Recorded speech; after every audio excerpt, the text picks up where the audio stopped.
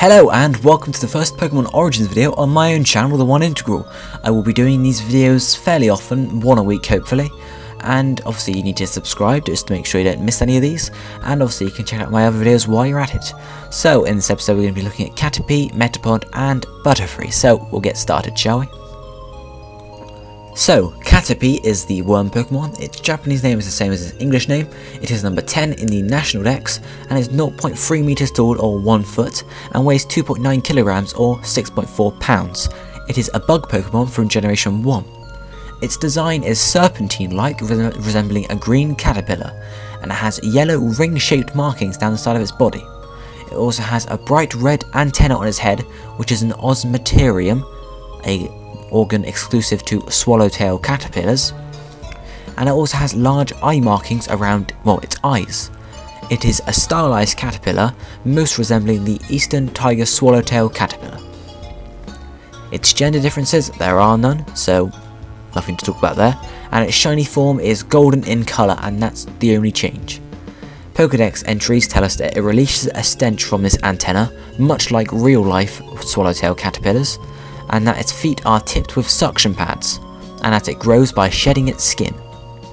Now finally, the name Caterpie is a corruption of caterpillar, so that's where that comes from.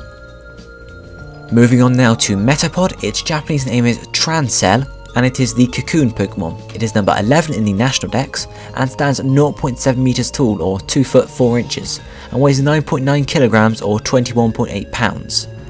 A Caterpie will evolve into a Metapod starting at level 7. Now Metapod, although it's the Cocoon Pokemon, bears more resemblance to Serpentine Chrysalis rather than Cocoons. Its soft body is protected by its hard outer shell, and it was probably inspired, it's a generic butterfly chrysalis, and was probably inspired or based on the cabbage white or swallowtail chrysalis. There are no gender differences between Metapod, and Metapod's shiny form is orange rather than green. And Pokédex entries tell us that Metapod's shell is as hard as steel, but that its body inside is very weak and tender. The Japanese name Trancell is a combination of transform and either shell or cell. And Metapod is a combination of metamorphosis and pod, relating to how it changes from a caterpillar to a chrysalis or cocoon to a butterfly in a minute. Finally, Butterfree, its Japanese name is also the same, and it is the butterfly Pokemon. It is number 12 in the national dex and stands at 1.1 meters tall or 3 foot 7 inches and weighs 32 kilograms or 70.5 pounds. A Metapod will evolve into a Butterfree starting at level 10. Now, Butterfree resembles vaguely a anthropomorphic butterfly and has pale blue legs and nose. Its body is darker purple blue and it has large veined white wings with black markings on them. It has large compound eyes that are reddish in colour, and its wings are covered in scales and its legs are covered in fine hairs. It is based on a common butterfly, or more specifically the cabbage white butterfly, the Apoira crategi. Now Butterfree does actually have some gender differences. The female versions have extra markings on the lower wings. And Butterfree's shiny form, it has pinker wings and a feet and nose, a purple body and green eyes instead of red, which is a bit strange, but we'll go with it. And Pokédex entries tell us that Butterfree collects honey using its legs, and also flapping its wings can release toxic dust to be used in battle.